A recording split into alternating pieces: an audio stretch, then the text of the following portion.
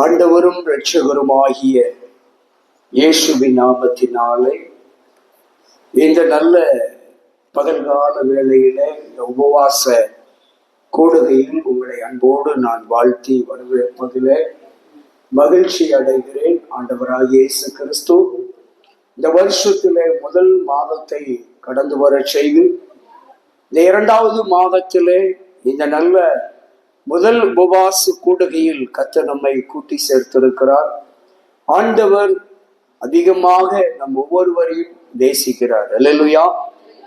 ஆண்டவர் உங்களை, உங்கள் குடும்பத்தை, உங்கள் பிள்ளைகளை அளவு கடந்து நேசிக்கிற தேவனாக இருக்கிறார். அநேக நேரங்களிலே, நெருக்கத்திலே, உபத்திரவத்திலே, பாடுகள் மத்தியிலே, அநேக நேரங்களிலே நாம் அதிகமாக யாரை கூப்பிட வேண்டும் என்றால் முதலாவது ஆண்டவரை கூப்பிட வேண்டும். தாவீது நெருக்கத்திலே நான் கர்த்தரை நோக்கி கூப்பிட்டேன் என்றார். யோனா தீர்க்கதரிசி மீனின் வயிற்றில இருக்கிற பொழுது நான் நெருக்கத்திலிருந்து கர்த்தரை நோக்கி விண்ணப்பம் செய்கிறேன் என்றார். இப்படியாக யாரெல்லாம் நெருக்கப்பட்டார்களோ, யாரெல்லாம் ஒடுக்கப்பட்டார்களோ, ஒடுக்கத்தின் நேரத்திலும் நெருக்கத்தின் நேரத்திலும் உபத்திரவத்தின் சூழலிலும் ஆண்டவரை நோக்கி அபயமிட்டவர்கள், கூக்குரலிட்டவர்கள், ஆண்டவரை நோக்கி கதறினவர்கள், ஆண்டவரை நோக்கி கூப்பிட்டவர்கள், ஜெபித்தவர்கள், விண்ணப்பம் செய்தவர்கள், வேண்டுதல் செய்த யாவரையும் ஆண்டவர் கவனித்து அவர்களுக்கு செவிசாய்த்து அநேகருக்கு பதில் கொடுத்திருப்பதை பரிசுத்த வேதத்திலே நாம் பார்க்கிறோம். அல்லேலூயா. யாபேசு என்ற பக்தன் வேண்டுதல் செய்கிற பொழுது இப்படியாய் யாபேசு வேண்டுதல் செய்கிறார். நாளாகமம் புஸ்தகத்திலே வாசிக்கலாம். யாபேஸ் இஸ்ரவேலின் தேவனை நோக்கி, யாபேஸ் இஸ்ரவேலின் தேவனை நோக்கி, தேவரீர் என்னை ஆசீர்வதித்து, தேவரீர் நீர் என்னை ஆசீர்வதித்து என் எல்லையை பெரிதாக்கி, என்னுடைய எல்லைகளை பெரிதாக்கி, உமது கரம் என்னோடு இருந்து, உமது கரம் என்னோடு கூட இருந்து தீங்கு என்னை துக்கப்படுத்தாதபடிக்கு அதற்கு என்னை விலக்கி காத்து கொள்ளும் என்று வேண்டுதல் செய்ததை நாம் பார்க்கிறோம். அதன் பின்பு நீங்கள் படித்து பார்த்தீர்கள் சொன்னால் கர்த்தர் அவனுடைய வேண்டுதலின்படி அருள் செய்தார் என்று சொல்லி அதற்கு கீழே நாம் பார்க்கிறோம். அன்பு தேவ பிள்ளைகளே, நம்முடைய வாழ்க்கையில ஒரு கசந்த அனுபவம், எப்பொழுதெல்லாம் ஒரு கசந்த அனுபவம் வருகிறதோ, ஒரு கசப்பான அனுபவம் எப்பொழுதெல்லாம் வருகிறதோ அப்பொழுதெல்லாம் நம்முடைய வேண்டுதல் யாரை நோக்கி இருக்க வேண்டும்? நம் ஆண்டவராகிய கர்த்தரை நோக்கி இருக்க வேண்டும். ஒவ்வொருத்தருக்கும் ஒவ்வொரு விதமான சூழ்நிலைகள் கடந்து வரலாம், பிரச்சனைகள் கடந்து வரலாம், நெருக்கங்கள் கடந்து வரலாம், உபத்திரவங்கள் கடந்து வரலாம். அல்லேலூயா. சோ ஆண்டவர் எல்லா நேரங்களிலும் எல்லா சூழ்நிலைகளிலும் நம்மை கவனிக்கிற தேவனாக இருக்கிறார், வழி நடத்துகிற தேவனாக இருக்கிறார். எல்லா ஆபத்து காலத்திலும் நம்மை அவர் தப்புவிக்கிறவராக இருக்கிறார். யாபேசு இப்படியாய் ஜெபம் பண்றான். கர்த்தாவே, நீர் என்னை ஆசீர்வதியும்.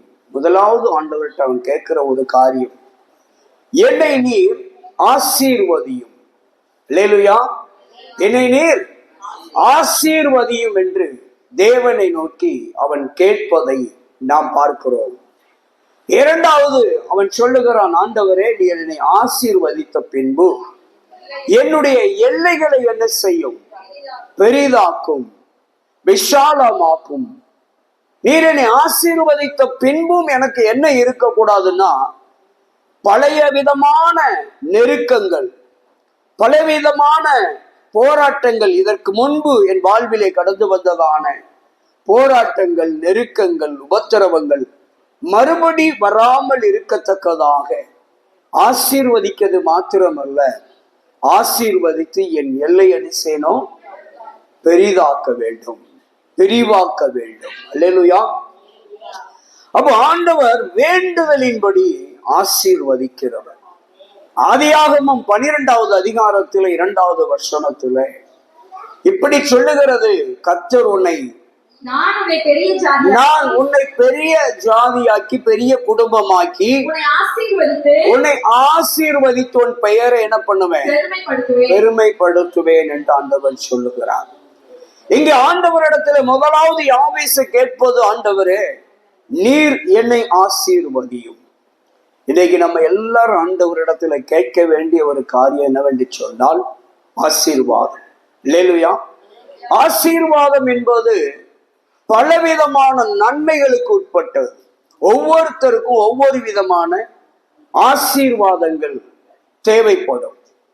ஒரு திருமண தம்பதிகளை பெரியோர்கள் முதியவர்கள் வாழ்த்துகிற பொழுது இப்படியாய் வாழ்த்துவார்கள், 16 பெற்று பெருவாழ்வு, நீடிய வாழ்வு, சுகவாழ்வு வாழ்வீர்கள் என்று சொல்லி வாழ்த்துவார்கள். அப்ப அந்த 16 விதமான ஆசீர்வாதங்கள் அங்கே சொல்லப்படுகிறது. ஒரு குறை கூட இருக்கக்கூடாதாம்.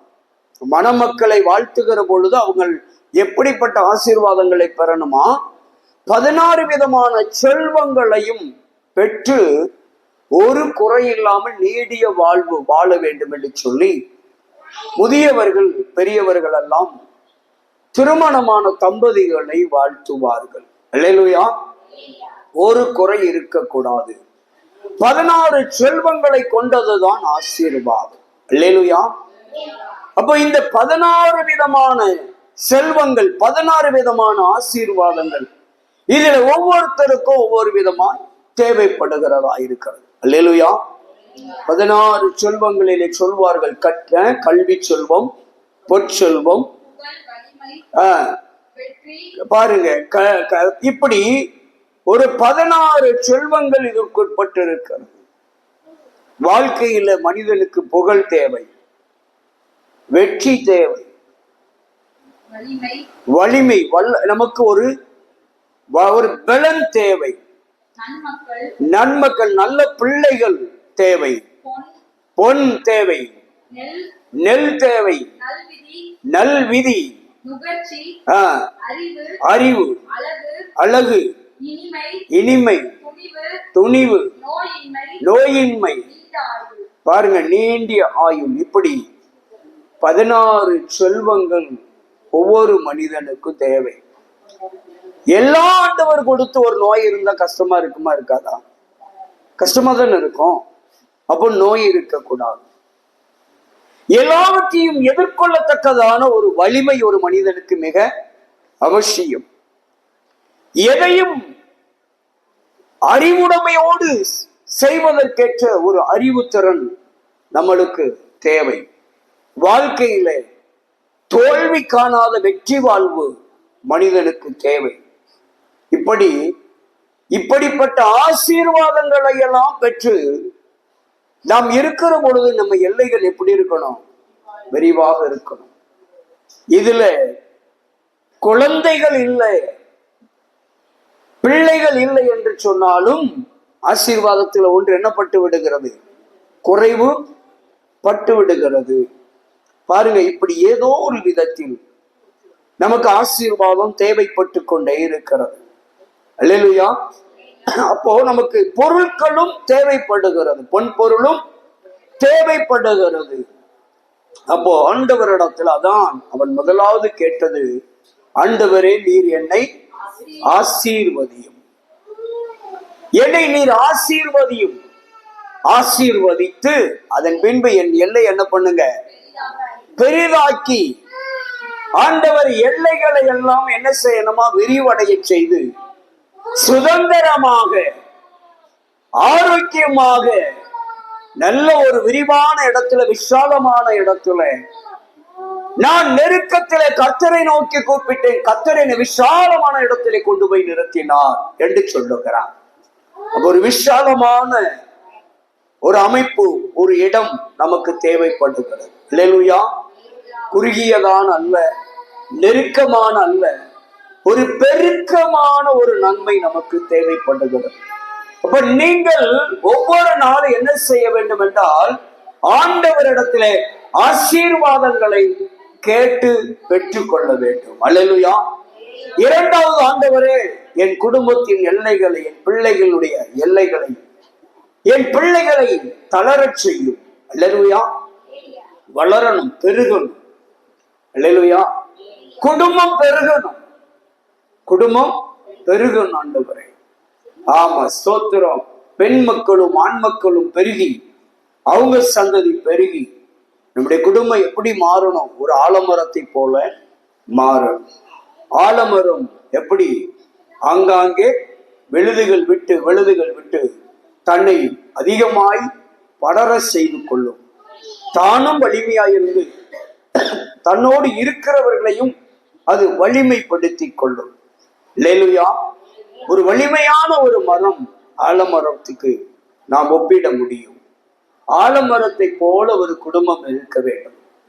வளர்ச்சி என்பது எப்படி இருக்க வேண்டும் என்றால் ஆலமரத்தை போல காணப்பட வேண்டும். அல்லேலூயா. சோ ஆண்டவர் அப்ப நம்மளை ஆசீர்வதிக்கணும். யாபேசை போல நீங்க ஒவ்வொரு நாளும் ஆசீர்வாதத்தை பெற்றுக் கொள்ளுகிற வரைக்கும் என்னவ செய்யக்கூடாது? ஜெபத்தை விட்டுவிடக்கூடாது. அதே போல இரண்டாவது, ஆண்டவரை என் எல்லைகள் விரிவடைகிற வரைக்கும் நான் என்ன செய்ய மாட்டேன்? ஜெபத்தை விடமாட்டேன் என்று சொல்ல வேண்டும். சரி, ஒரு காரியம் ஆசீர்வாதத்தை வாங்கியாச்சு. இரண்டாவது, எல்லைகளை ஆண்டவர் என்ன பண்ணிட்டாரு? பெரிதாக்கிட்டாரு. அடுத்து என்ன பண்ணணுமா? உமது கரம் என்னோடு இருந்து தீங்கு என்ன செய்யக்கூடாது? துக்கப்படுத்த கூடாது. இப்போ ஆசீர்வாதத்தை கொடுத்துட்டாரு, எல்லைகளை விரிவாக்கிட்டாரு. மூன்றாவது, இப்ப யாரு கரம் நம்ம கூட இருக்கணும்? தேவ கரம் நம்ம கூட இருக்கணும். அல்லேலூயா. ஏன் தேவனுடைய கரம் நமக்கு இருக்க வேண்டும் என்றால், தீங்கு என்னை துக்கப்படுத்தாமல் இருக்க வேண்டும். தீங்கு என்னை துக்கப்படுத்த கூடாது. நான் ஏதோ ஒரு விதமான டிராவல், ஏதோ ஒரு விதமான பயணம் செய்கிறேன். அப்படி நான் பயணம் செய்கிற பொழுது ஏதோ ஒரு விபத்து, ஏதோ ஒரு துஷ்ட மிருகம், ஏதோ ஒரு துஷ்ட மனுஷன், அவனின் நிமித்தமாக, அவைகளின் நிமித்தமாக ஏதோ ஒரு தீங்கு நேரிடுவதற்கு வாய்ப்பு இருக்குமானால், அந்த வாய்ப்பை முறியடிப்பதற்கு தேவக்கரம் நமக்கு தேவை. அல்லேலூயா. அப்ப தேவனுடைய கரம் நம்மோடு கூட இருக்க வேண்டும். அதனாலதான் அடிக்கடி நான் பதிவு செய்வேன், தயவு செய்து நீங்க ஆண்டவருடைய கரத்தை பிடிக்காதங்க. உங்க கரத்தை ஆண்டவர்கிட்ட கொடுத்துருங்க. ஆண்டவர் கரம்தான் உங்களை, என்னை பிடிக்க வேண்டும். அல்லேலூயா. அப்ப தேவனுடைய கரம் நம்முடைய கரத்தை பிடிக்குமானால், எந்த சூழ்நிலையில எந்த விதமான தீங்கு வந்தாலும் அவர் நம்மை விட்டு கொடுக்க மாட்டார், நம்மளை விட்டு விடவும் மாட்டார். அவர் சொல்றார், நான் உன்னை விட்டு விலகுவதும் இல்லை, உன்னை கைவிடுவதும் இல்லை என்று சொல்லுகிறார். ஆகையால் தான் உங்களுக்கும் எனக்கும் ஒரு கரம் தேவைப்படுகிறது. ஆணிகள் பாய்ந்ததான அந்த பொற்கரம், அந்த வலிமை வாய்ந்ததான, நம்மை வழி நடத்துகிற, நம்மளை பாதுகாக்கிற அந்த பராக்கிரமம் உள்ள ஒரு கரம் நமக்கு தேவைப்படுகிறது. அல்லேலூயா. சோ தேவனுடைய கரம் நம்ம கூட இருக்கணும். தீங்கு நம்மளை துக்கப்படுத்திடக்கூடாது. அல்லேலூயா. இன்னைக்கு அநேகருக்கு ஆசீர்வாதம் வந்தும் ஆசீர்வாதத்திலேயும் என்ன இருக்கிறது? துக்கமும் வேதனையும் நிறைந்திருக்கிறதையும் நாம் பார்க்கிறோம். ஆகையால் தான் ஆண்டவர் நம்மளை ஆசீர்வதித்தால் மாத்திரம் போதாது, அந்த ஆசீர்வாதத்தை நாம் அனுபவிக்கிற பொழுது, ஆண்டு கொள்ளுகிற பொழுது, அதை நாம் அனுபவிக்கிற அந்த காலகட்டங்களிலே தீங்குகள் வரக்கூடாது. அல்லேலூயா. எல்லா ஆசீர்வாதம், ஒரு காலம் நல்ல சாப்பாடு சாப்பிடுவதற்கு கூட வழி இல்லாத காலமாய் இருந்தது. இன்றைக்கு ஆண்டவர் நல்ல, எல்லா பிரியாணியும் சாப்பிடக்கூடிய அளவுக்கு வசதி வாய்ப்புகளை கொடுத்து விட்டார்னே வச்சுக்கிடுவோமே. பொருளாதாரத்திலே ஆசீர்வதித்து விட்டார். இப்ப நமக்கு நல்ல வசதி வந்துட்டு, பண வசதி, பொருளாதார வசதி வந்து விட்டது. இப்ப நம்ம என்ன பண்றோம்? நேற்று வரைக்கும் கஞ்சி காய்ச்சி குடிச்ச நாம இன்னைக்கு என்ன பண்றோம்? திடீரென்று நல்ல ஒரு பிரியாணி போடுறோம். சரி, பிரியாணி போடக்கூடிய வசதி ஆண்டவர் தந்துட்டார். இப்ப அந்த பிரியாணியை சாப்பிடுவதற்கு என்னுடைய சரீரம் திராணி உள்ளதா இருக்கும். அல்லேலூயா. அப்ப நமக்கு அந்த பிரியாணியை சாப்பிடக்கூடிய, பிரியாணியை வாங்குவதற்கு, பிரியாணியை உருவாக்குவதற்கு தேவன் நம்மை பொருளாதாரத்தில் ஆசீர்வதித்து விட்டார். இப்ப பாருங்க, தீங்கு என்னை துக்கப்படுத்தாதபடிக்கு எனக்கு நீர் தந்த அந்த ஆசீர்வாதத்தை நான் அனுபவிப்பதற்கு எனக்கு ஏதோ ஒரு தீங்கு இருக்கிறது. என்ன தீங்கு என்று சொன்னால், எனக்கு அதை சாப்பிடக்கூடிய திராணி இல்லாத ஒரு பிரச்சனை எனக்கு இருக்கிறது. அல்லேலூயா. தீங்கு என்றால் பல வடிவங்களில் இருக்கிறது. அப்போ இது எக்ஸாம்பிள் தான் சொல்றேன். அப்போ ஆண்டவர்கிட்ட கேட்க, ஆண்டவரே நம்ம பிரியாணியை கேட்பதுக்கு முன்னால எனக்கு அதை சாப்பிடுறதுக்கு என்ன வேணும்? திராணியை தாரும். இல்ல பிரியாணி நல்ல ஒரு விலை உயர்ந்த சாப்பாடு, நம்ம சாப்பிடணும்னு ஆசைப்படையில, வாங்கணும்னு நினைக்கிறதுக்கு முன்னாடியே ஆண்டவரே அதை சாப்பிட்டா ஒத்துக்கொள்ளாதுன்னு எனக்கு தெரியும், ஒருவேளை இதை சாப்பிடக்கூடாதுன்னு மருத்துவர்கள் ஆலோசனை கொடுத்திருக்க கூடும், ஆனாலும் சாப்பிட ஆசை இருக்கு, நான் சாப்பிட்டா எனக்கு அது ஒண்ணும் செய்யக்கூடாது என்று ஆண்டவரிடத்துல ஒரு வேண்டுதலை வைத்து, அதனாலதான் வேதத்திலே சொல்லப்பட்டிருக்கிறது, உனக்கு முன்பாக வைக்கப்பட்ட எல்லா விதமான ஆகாரத்தை ஸ்தோத்திரத்தோடு கூட நீ புசிக்க கடவாய். அல்லேலூயா. அப்ப நமக்கு முன்பாக வைக்கப்பட்ட எல்லா ஆகாரத்தையும் ஸ்தோத்திரத்தோடு கூட என்ன பண்ணணுமா? புசிக்க வேண்டும் என்று ஆண்டவர் சொல்லுகிறதை நாம் பார்க்கிறோம். அல்லேலூயா. அப்ப ஆண்டவர் நமக்கு கொடுக்கிறது எல்லாவற்றிலும் என்ன இருக்க வேண்டும் என்றால், ஒரு பலத்த ஆசீர்வாதம் இருக்க வேண்டும். அல்லேலூயா. அப்ப ஆண்டவர் நம்மளை ஆசீர்வதிக்கிறார். இரண்டாவது, நம்முடைய எல்லைகளை, நம்முடைய காரியங்களை எல்லாம் பெருக செய்கிறார். மூன்றாவது, இவைகளை எல்லாம் அனுபவிக்கக்கூடிய ஒரு திராணியை நமக்கு கொடுக்க அவருடைய கரம் நம்ம கூட இருக்கிறது. தீங்கு துக்கப்படுத்தாதற்கு அதற்கு என்னை விலக்கி காத்தருள வேண்டும், காப்பாற்ற வேண்டும், பாதுகாப்பு, ஆண்டுடைய பாதுகாப்பு நமக்கு இருக்க வேண்டும் என்று அவனுடைய வேண்டுதல் இருப்பதை நாம் பார்க்கிறோம். அப்ப ஆண்டவரிடத்துல நாம எப்பொழுது விண்ணப்பம் செய்தாலும், எப்பொழுது வேண்டுதல் செய்தாலும் அதை சரியாக கருத்தாக என்ன செய்ய வேண்டும்? வேண்டுதல் செய்ய வேண்டும். அல்லேலூயா. அப்ப ஆண்டவரிடத்துல நமக்கு இருக்கிற பிரச்சனையை முதல்ல சொல்லணும். வேண்டுதல் செய்கிற பொழுது யாபேசு அழகாய் சொன்னான். இங்கு ஒரு ஸ்திரீனுடைய வேண்டுதலை பார்ப்போமா? 2 ராஜாக்கள் புஸ்தகம் 4வது அதிகாரத்திலே பார்ப்போம். ஒரு சில வசனம் வேகமாக வாசித்தால், முதல் வசனத்தை வாசிப்போம். தீர்க்கதரிசியுடைய புத்திரரில் ஒருவனுக்கு ஒரு ஸ்திரீ எலிசாவை பார்த்து, உமது அடியானாகிய என் புருஷன் இறந்து போனான், உமது அடியான் கர்த்தருக்கு பயந்து நடந்தான் என்பதை நீர் அறிவீர். கடன் கொடுத்தவன் இப்பொழுது என்னுடைய 2 மகன்களையும் அடிமையாக எடுத்துக்கொள்ள வந்தான் அப்படின்னு சொல்றார். இங்கு தீர்க்கதரிசி எலிசாவின் இடத்திலே ஒரு விதவை முறையிடுகிறாள், விண்ணப்பம் செய்கிறாள், ஒரு வேண்டுதலை வைக்கிறாள், ஒரு கோரிக்கையை தீர்க்கதரிசன இடத்திலே வைக்காள். அவள் சொல்லுகிறார், என் ஆண்டவனே, என்னுடைய கணவர் உயிரோடு இருக்கையில கடவுளுக்கு ரொம்ப பயந்து வாழ்ந்தவன், உண்மையாய் வாழ்ந்தவன், நீதியோடு வாழ்ந்தவன்.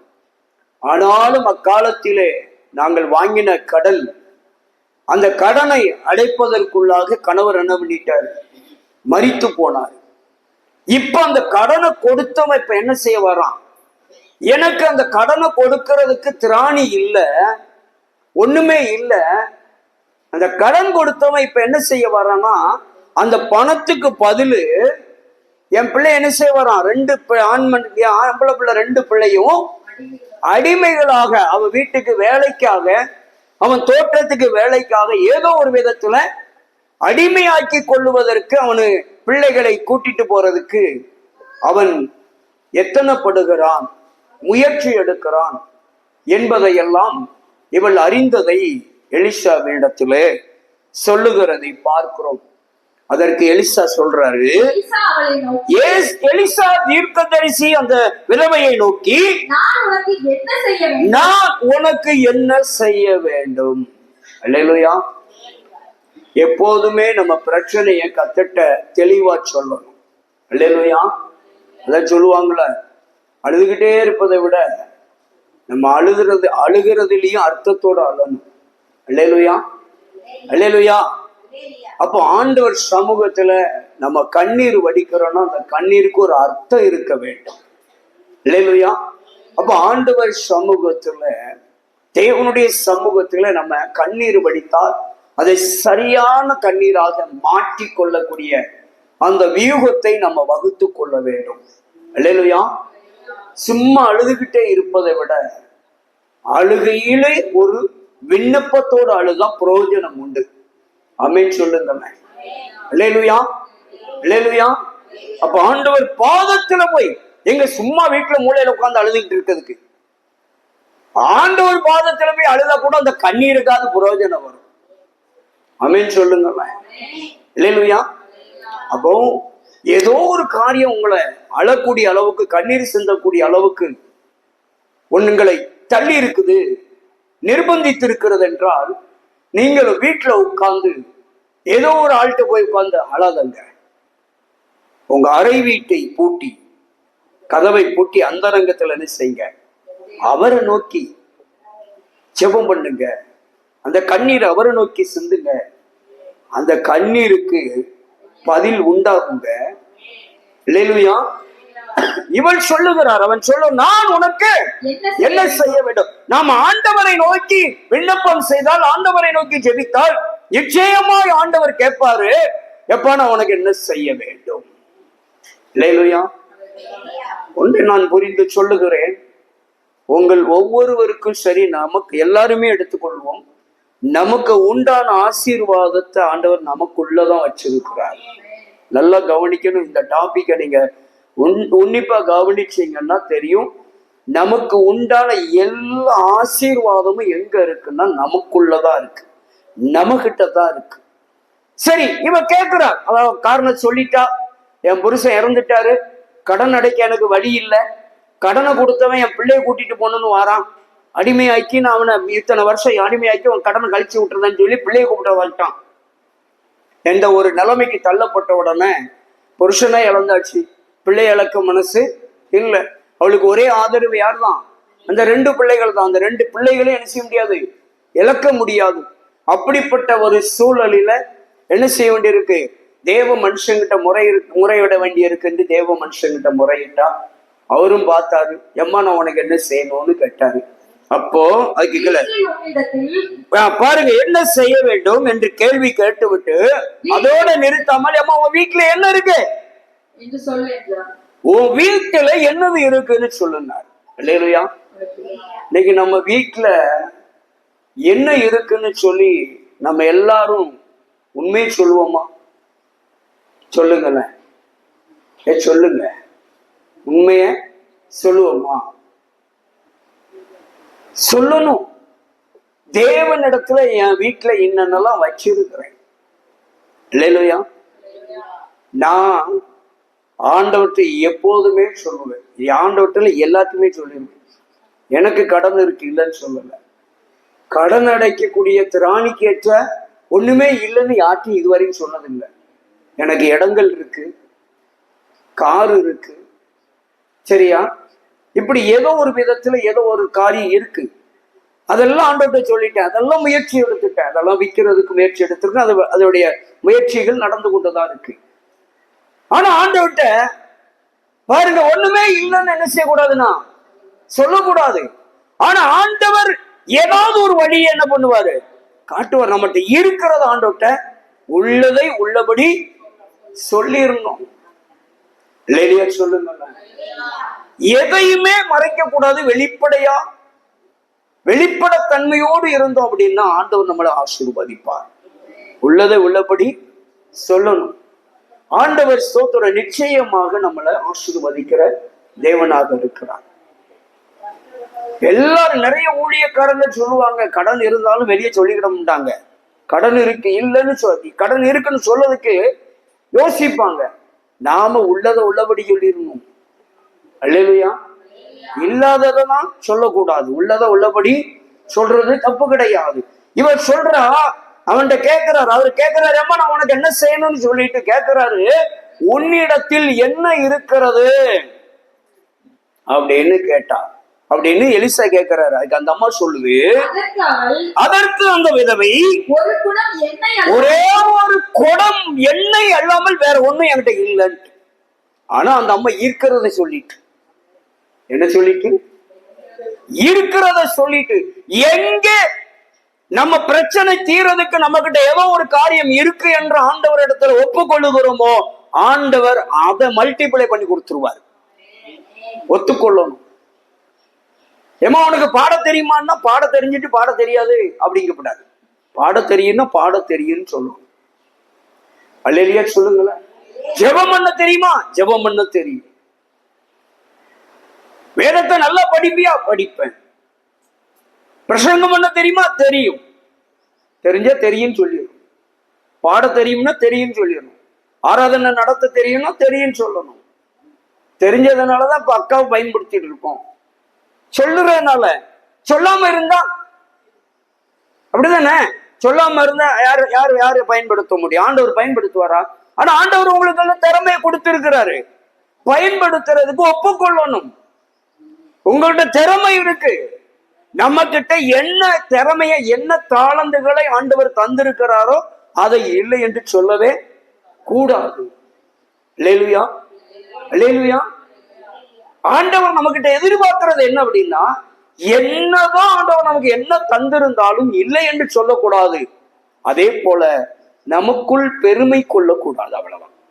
அல்லேலூயா. சோ ஆண்டவர் இந்த அம்மாட்ட கேட்கிறாரு எலிசா. அந்த அம்மா ஒப்புக்கொள்ளுகிறது, ஆண்டவரே, ஆண்டவனே என்கிட்ட ஒரே ஒரு குடம் எண்ணெய் மட்டும்தான் இருக்கு, அதை தவிர வேற ஒண்ணுமே இல்லை அப்படின்னு சொல்றாரு. ஆனா அந்த அம்மா எதுக்கு தீர்வு கேட்டுச்சு? அந்த அவர்கிட்ட கடனை அடைக்கிறதுக்கு வழி கேட்டுச்சு. இல்லையா? ஏன் நான் உங்ககிட்ட கடன் அடைக்கிறதுக்கு வழி கேட்டு வந்தா நீ உங்ககிட்ட என்ன இருக்குன்னு என்கிட்ட கேட்க? என்கிட்ட இருந்தா யாயா நான் உங்ககிட்ட வரேன்னு சொல்லி நம்ம என்ன பண்ணிடுவோம்? பதில் கொடுத்துருவோம். ரெண்டு பேருடைய பொறுமையை பாருங்க. அவரும் பொறுமையா கேட்டாரு. இந்த அம்மாவை என்ன சொல்லிட்டு, சரி அவர் ஏதோ ஒரு கேட்கறதுல ஏதோ ஒரு அர்த்தம் இருக்கு அப்படின்னு சொல்லிட்டு என்ன பண்ணிட்டா, அப்படியே உண்மையை சொல்லிட்டா. அனனியா சப்பீரால் உண்மையை சொன்னாங்களா? சொல்லல. இந்த அம்மா என்ன சொல்லிட்டு, உண்மைய சொல்லிட்டு. அல்லேலூயா. உண்மையை சொல்லிட்டு, என்கிட்ட ஒண்ணுமே இல்ல, ஆனா ஒரே ஒரு குடம் எண்ணெய் தவிர வேற ஒண்ணுமே என்கிட்ட என்ன இல்ல, ஒரு பொருள் இல்ல, தங்கமும் இல்ல, தகரமும் இல்ல, வெள்ளியும் இல்ல, காசும் இல்ல, எந்த ஒரு பணமும் இல்ல. ஆனா கடனை அடைக்கணும். என் பிள்ளைகள நான் இழந்துடக்கூடாது. எனக்கு ஒரே ஆதரவு என் பிள்ளைகள் 2 பேரு தான். நான் அந்த பிள்ளைகளை இழக்க தயாரா இல்லை. பிள்ளைகள் இல்லைன்னா நான் இருந்த பிரயோஜனம் இல்லை அப்படின்னு சொல்லி மறைமுகமான ஒரு செய்தி அதுக்குள்ள இருக்கிறது. சரி, அப்ப அவர் பார்த்தாரு. சரி, நீ உள்ளதை உள்ளபடி சொன்னதுனால என்ன செய். அப்பொழுது அவன், நீ போய் உன்னுடைய அயல் வீட்டுக்காரருடைய எல்லாரிடத்திலும் அநேக வெறுமையான பாத்திரத்தை வாங்கிட்டு வந்துட்டார். இல்லையா? நிரப்பப்படாத பாத்திரம். நிரம்பின பாத்திரத்தை அல்ல, நிரப்பப்படாத பாத்திரத்தை எல்லாம் கூட்டிட்டு வாங்க சபைக்குள்ள. ரட்சிக்கப்படாத பாத்திரத்தை எல்லாம் உள்ள கூட்டிட்டு வாங்க. புரிஞ்சுட்டீங்களா? இல்லையா? இப்ப இவர் சொல்றாரு, சரிம்மா உங்ககிட்ட ஒரே ஒரு குடம் எண்ணெய் இருக்கு, ஓகே இருக்கட்டும், சரி அதை கொண்டு வான்னு ஆசீர்வாதம் பண்ணித்தாருன்னு சொன்னாரா? ஒண்ணுமே சொல்லல. அவர் சொல்றாரு, போ பக்கத்து வீட்டுல எல்லாம் பாத்திரத்தை பிறக்குன்னாரு. இந்த அம்மா யோசிச்சிருக்கும், இவருக்கு மண்டை கண்ட மரகர கலந்து போச்சா, நான் கடன் அடைக்க வழி கேட்கேன், என்ன இருக்குன்னு கேட்டாரு, ஒரு குடம் என்ன இருக்குன்னு சொல்லி விட்டேன். சரி அந்த எண்ணெயை கொண்டு வாமா, நான் சோதனம் பண்ணி தரேன், ஆசீர்வாதம் பண்ணி தருவாருன்னு பார்த்தா அந்த வழியையும் சொல்லல. எடுத்த எடுப்புல என்ன சொல்லுதாரு, ஆமா, ஓ வீட்டுல இருக்க பாத்திரத்தை எடுத்துட்டு வான்னு சொல்லல, பக்கத்து வீட்டுல போய் எல்லா பாத்திரத்தையும் பிறக்கிட்டு வா. இதுல நிறைய ஆவிக்குரிய அர்த்தம் இருக்கு. சரிங்களா? நான் இப்ப இதுக்குரிய காரியத்துக்காக நான் இதை மட்டும் பேசுறேன். இப்ப அவர் சொல்ற பக்கத்து வீட்டுக்காரதெல்லாம் வாங்கிட்டு வாங்குறாரு. நாமளா இருந்தா என்ன சொல்லியிருப்போம்? என்னையா இவர் ஒரு பொண்ணுமே புரியாம பேசாரு. நான் கடன் அடைக்க வழி கேட்டா என்ன இருக்குன்னு வேற கேட்டுக்கிட்டாங்க. சரி, என்னதான் இருக்குன்னு சொன்னா சரி அதை கொண்டு வா, நான் 5 ரூபா பண்ணி தருவாருன்னு பார்த்தா அதையும் சொல்ல மாட்டேக்காரு. சரி, அடுத்தால என்னன்னு இவற்றை எதிர்பார்த்தா அதுக்கப்புறம் சொல்றாரு பக்கத்து வீட்டுல. அதுக்கு எனக்கு சம்மந்தம் என்ன? ஏன் கடன் அடைக்கிறதுக்கும் ஏன் வீட்டுல ஒரு கூட தண்ணி எண்ணெய் இருக்கிறதுக்கும் பக்கத்து வீட்டுக்காரன் பாத்திரத்தை வெத்து பாத்திரத்தெல்லாம் வாங்கிட்டு வரதுக்கு என்னையா அர்த்தம் இருக்கு? என்ன முகாந்தரம் இருக்குன்னு சொல்லி ஒரு கேள்வியை போட்டு அவரை கொன்னு எடுத்திருப்போம். அந்த அம்மா ஒண்ணுமே பேசல. சரி ஆண்டவனே, அல்லேலூயா. பாருங்க, உள்ளே போய் பாருங்க பக்கத்துல வீட்டுல போய் அநேக வெறும் பாத்திரங்களை பக்கத்துல எல்லா வீட்லயும் வாங்கியாச்சு. வாங்கிட்டு வந்துட்டு வீட்டுக்குள்ள போய் கதவை பூட்டி அந்த பாத்திரங்கள் எல்லாவற்றையும் அவன் ஒரு கூட எண்ணெய் இருந்துச்சுல்ல, அந்த இருந்த ஒரு கூட எண்ணெய பக்கத்து வீட்டுல இருந்த எல்லா பாத்திரத்தையும் வார்த்தால் ஊத்திக்கிட்டே இருக்கிற எல்லா பாத்திரமும் நிரம்புது. அல்லேலூயா. எல்லா பாத்திரத்தையும் நிரப்பி நிரப்பி நிரப்பி ஓரமா வைக்கிறாங்க. சரி, எல்லாம் நிரப்பியாச்சு. பாருங்க, கடைசியில அந்த பாத்திரங்கள் நிறைந்த பின் அவள் தன் மகன் இன்னொரு ஒருவனை நோக்கி இன்னும் ஒரே ஒரு பாத்திரம் கொண்டு வா. இல்லையா? கொண்டு வா. அப்பொழுது அம்மா ஒரு பாத்திரம் கூட இல்ல. ஒரு வீட்டுல எல்லாத்தையும் தொடச்சு தூக்கிட்டு வந்துட்டேன். ஒரு வீட்லயும் ஒரு பாத்திரம் கூட இல்லாம பிறக்கிட்டு வந்துட்டேன். ஒரு வீட்லயும் பாத்திரம் இல்ல அப்படிங்கிற அளவுக்கு அவன் பிறகிட்டு வந்தவனுக்கு தானே தெரியும். அவன் சொல்லிட்டான் ஒரு பாத்திரமும் இல்லைன்னு சொன்ன அடுத்த சகல்ல என்னது நின்று போச்சு? ஊட்டி கொண்டிருந்த எண்ணெய் நின்று போய்விட்டது. இல்லையா? சரி, இப்போ இந்த அம்மாட்ட இருந்தது எத்தனை குடம்? ஒரு குடம் எண்ணெய். இல்லையா? இப்ப ஒரு குடம் எண்ணெய தேவ மனுஷனுடைய வார்த்தைக்கு, தேவன் மனுஷன் கேட்ட கேள்விக்கு உண்மையை சொன்னது நிமித்தமாக, உண்மையை சொல்லி இந்த தேவ மனுஷங்கிட்ட அந்த அம்மா கேட்ட அந்த மனுஷன் சொன்ன வார்த்தையின்படி கீழ்ப்படிந்தது நிமித்தமாக எதிர்கேள்வி கேட்காமல் அப்படியே கீழ்ப்படிந்து பக்கத்து வீட்டுல எல்லாம் பாத்திரத்தை வாங்கிட்டு வந்து கதவை பூட்டி. இல்லையா? இல்லையா? நம்ம கதவை பூட்டி என்னைக்கு ஜெபம் பண்ண? இல்லையா? சொல்லுங்க. நம்ம கதவை ஜெபம் பண்ணிட்டு இருப்போம், கதவை பூட்ட மாட்டோம். ஏன் பூட்ட மாட்டோம்னா, இந்த பக்கத்து வீட்டுக்காரி பக்கத்து வீட்டு அக்கா வருவாங்க, ஏதாவது ஒரு 2 மணி நேரம் நம்மகிட்ட நேரம் போகிறதுக்கு பேசிட்டு வருவாங்க, நம்மளுக்கு நேரம் போகும். நம்ம கதவை பூட்டிட்டோம்னா அந்த அக்கா எங்கேயும் வெளியூருக்கு போயிட்டான்னு சொல்லி அவ பேரக்கூடாது. அதனால நம்ம உள்ள இருந்தாலும் பரவாயில்ல, கதவை திறந்து வச்சிரும். ஆமா, அல்லையா? சொல்லுங்க. திறந்த வீட்டுக்குள்ள எது நுழைஞ்சாலும் பரவாயில்லை, அந்த அக்கா பெயரக்கூடாது. நான் கதவை போட்டி உள்ள ஜெபம் பண்ணிட்டு இருக்கேன், அந்த அக்கா ஸ்தோத்திரம் கதவு பூட்டி இருக்காங்க, ஆள் எங்கே ஊருக்கு போயிட்டு நினைச்சு திரும்பி போயிட்டுன்னா எனக்கு 2 மணி நேரம் நேரம் போவாது. அதுக்காவது திறந்து வச்சுக்கிட்டு நான் செய்யறத உள்ள செஞ்சுக்கிட்டு இருக்கிறேன் அப்படின்னா அந்த அக்கா வராங்களே இல்லையோ, ரோட்ல போற ஏதோ ஒண்ணு உள்ள நுழைஞ்சிரும். ஆமீன் சொல்லுங்களேன். அப்படி இல்லை, உங்க வீட்டை பூட்டிருங்க. வீட்டை பூட்டி உள்ள போய் என்ன செய்யணும்? நிரப்பப்படணும். அல்லேலூயா. உன் அறை வீட்டின் கதவை பூட்டி உன்னிடத்தில் உள்ள பாத்திரங்களை எல்லாம் நிரப்பப்படும்படியாக. அல்லேலூயா. உன் இருதயத்தை ஊற்றும், இருதயத்தை வார்க்கு. அல்லேலூயா சொல்லுங்க. அல்லேலூயா. இந்த அம்மா அப்படியாக எல்லா பாத்திரங்களையும் நிரப்பியாச்சு. பாத்திரமெல்லாம் நிரம்பிச்சு. நிரம்பி முடிச்சோன்னு எப்பா நம்ம பாத்திரம் எல்லாம் நிரம்பிட்டு போதும் அப்படின்ட்டு கதவை பூட்டிட்டு உட்கார்ந்துகிட்டா இல்ல, அடுத்த கட்டத்துக்கு போது பாருங்க.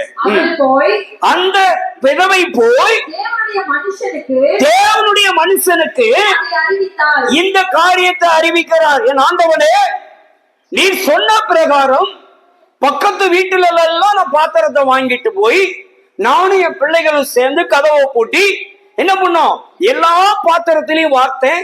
எல்லா பாத்திரமும் நிரம்பிட்டு மறுபடியும் பாத்திரம் இருக்கான்னு பார்த்தோம், பாத்திரம் இல்ல. இருந்த பாத்திரத்தை பூரா இப்ப நிரப்பியாச்சு.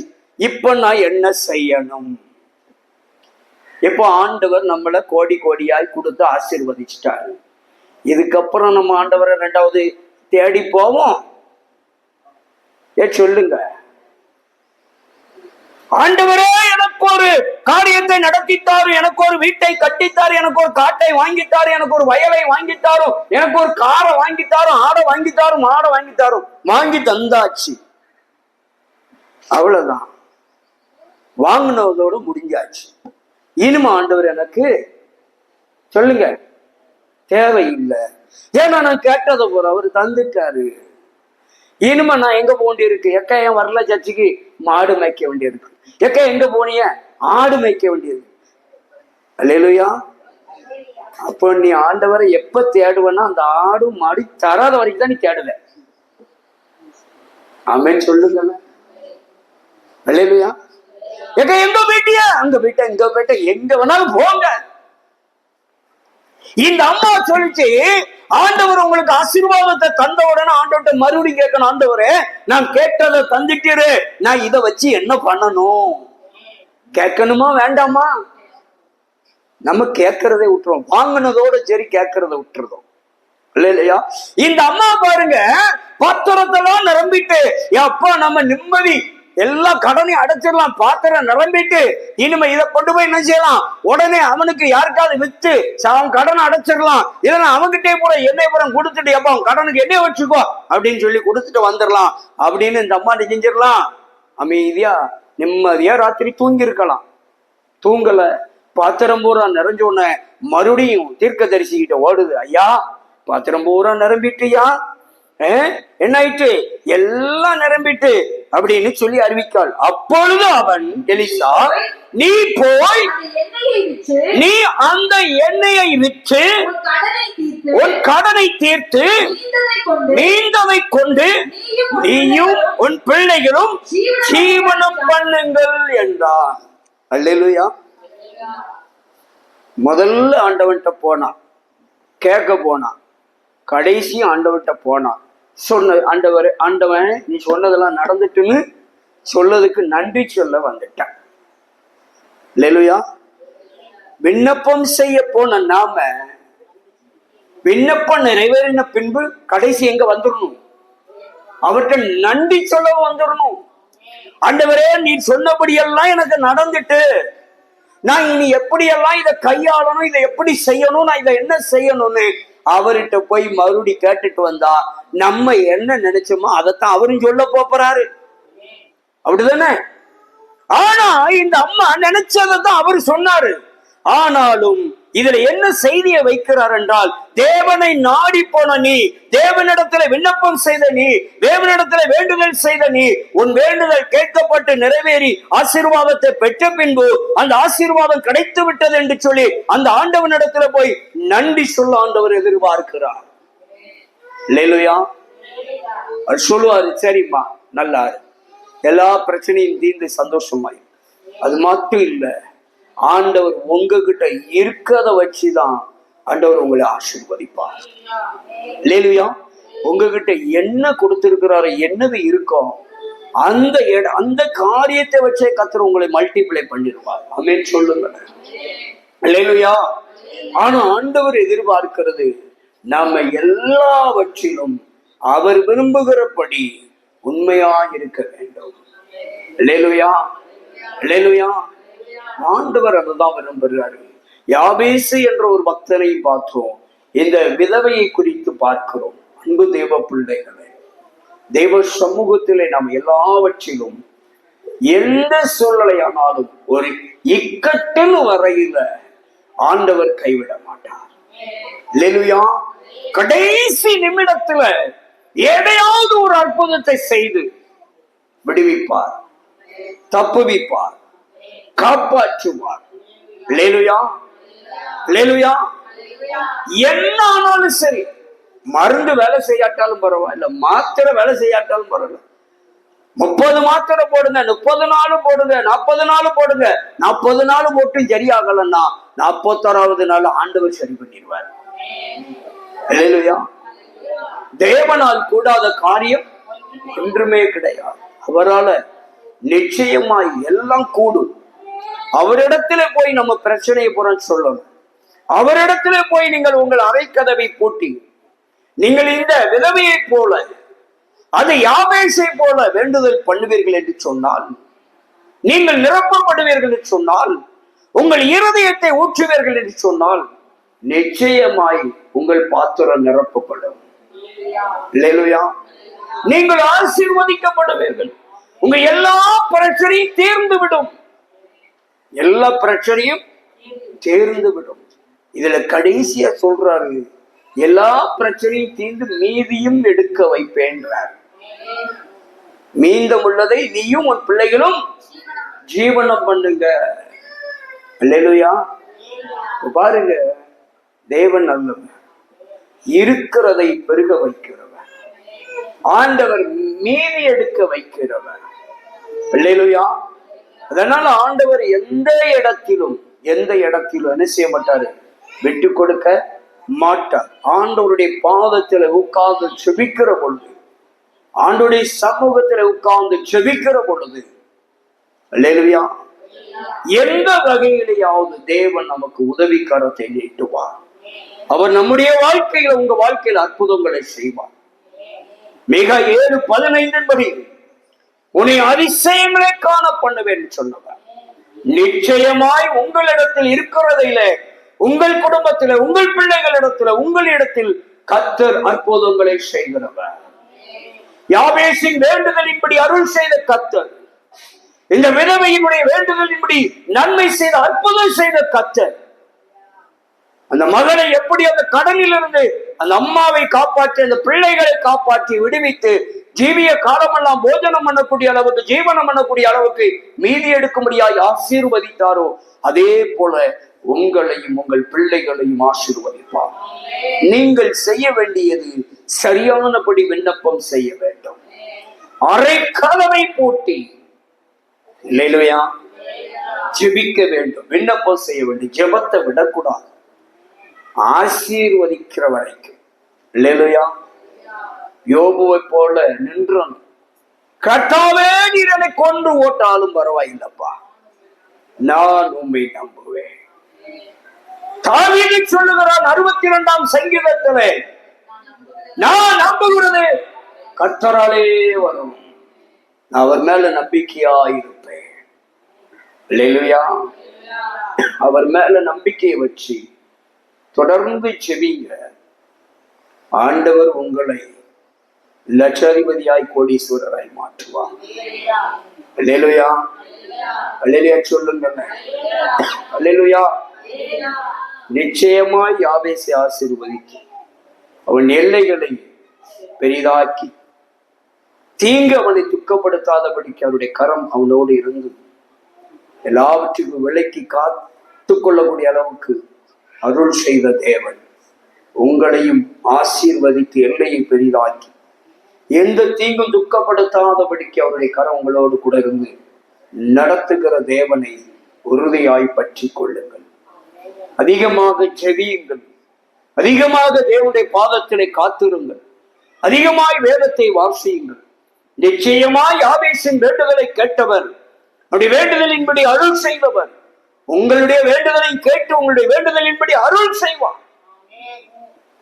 அதே போல ஒண்ணுமே இல்லை என்று தன்னிடத்தில் இருக்கிறதை மாத்திரம் வைத்து தேவனிடத்தில் முறையிட்ட பொழுது, இருக்கிறதிலே முறையிட்டு பாருங்க, இருக்கிறதை கொண்டே ஆண்டவர் உங்களை வழி நடத்துகிறவராய் இருக்கிறார், மீதி எடுக்க வைப்பார்.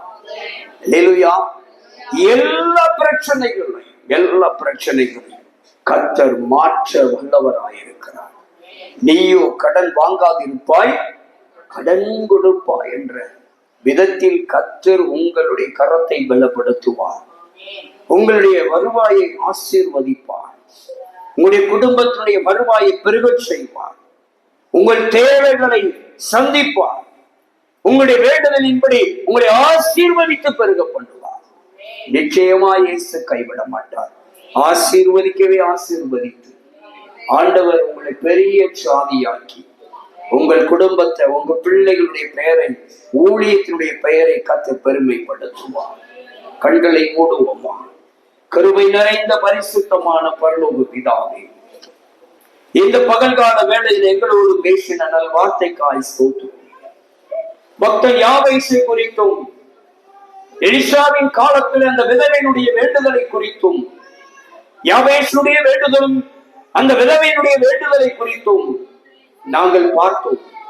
எங்களுக்கு அதிலிருந்து அநேக காரியங்களை கற்றுக் கொடுத்து நாங்கள் ஜெபிப்பதிலும், வேண்டுவதிலும், விண்ணப்பிப்பதிலும் உண்மையாய் இருந்து நாங்கள் கேட்டதை பெற்றுக் கொள்ளுகிற வரைக்கும் எங்கள் விண்ணப்பத்திலே, வேண்டுதலிலே, ஜெபத்திலே நாங்கள் உறுதியாய் சந்தேகப்படாமல் ஜெபித்து நன்மை அடைய, விடுவிக்கப்பட ஆண்டவரே உதவி செய்யும். யாவேசுடைய வேண்டுதலின்படி அருள் செய்வீர் என்று பார்க்கிறோம். அதே போல அந்த விதவையினுடைய வேண்டுதலின்படி அவருடைய பாத்திரம் எல்லாம் நிரம்பி எல்லா கடனும் தீர்ந்து ஆண்டவரை ஜீவனம் பண்ணத்தக்கதாக மீதி எடுத்தார்கள். அதுபோல உங்களுடைய பிள்ளைகளை எல்லாம் நீர் ஆசீர்வதித்து ஆண்டவரை எல்லாவற்றிலும் விடுதலை கொடுத்து, சுகத்தை கொடுத்து, எல்லாவற்றிலும் அவர்களை விடுவித்து, உடைய எல்லா பொருளாதார தேவைகள், பண தேவைகள் எல்லாம் சந்தித்து, என்னென்ன இஎம்ஐ உண்டு அத்தனையில் இருந்து விடுதலை கொடுத்து, கடனில்லாத வாழ்க்கை, நிம்மதியான வாழ்க்கை வாழும்படியாய் உங்க பிள்ளைகளை சந்தோஷமாய், சமாதானமாய், நிம்மதியாய், நல்ல வருமானம், நல்ல வேலை வாய்ப்பை கொடுத்து நீர் ஆசீர்வதித்து உயர்த்தப்படக்காய் ஸ்தோத்திரம். கரத்துல ஒப்பு கொடுக்கிறையா, உடைய நல்ல திருநாமம் மகிமைப்பட்டது. தேவன் பெரிய காரியங்களை செய்து ஆசீர்வதித்து உங்க பிள்ளைகளை பெருக பண்ணி, உங்க பிள்ளைகளை எல்லா காரியங்களையும் ஆண்டவரே எல்லைகளை எல்லாம் பெரிதாக்கத்தக்கதாயும் ஆண்டவரே விரிவடையட்டும், பெருகட்டும், ஆசீர்வதித்து உயர்த்தும், காத்துக்கொள்ளும். சமாதானம், சந்தோஷமும் மகிழ்ச்சியும் அதிகமாய் பெருக கடவுள் உடைய கரம் கூட இருந்து காத்துக்கொள்ள கடவுள். ஆண்டவரே உடைய அன்பு கரத்தில் அர்ப்பணம் செய்யும். இயேசுவின் நாமத்திலே ஜெபிக்கிறோம் நல்ல பிதாவே.